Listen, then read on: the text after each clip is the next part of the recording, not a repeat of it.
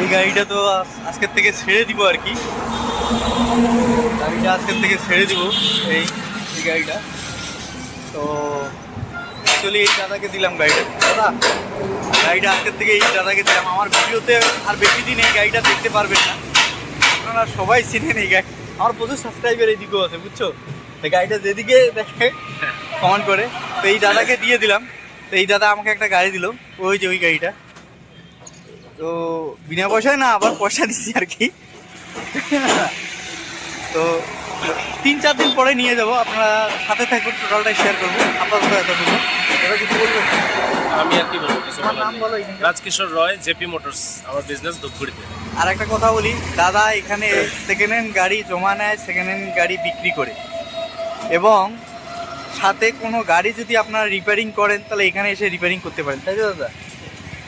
তো আজকের থেকে এতটুকু, কালকে আপনারা আপডেট পাবেন কী হচ্ছে না হচ্ছে।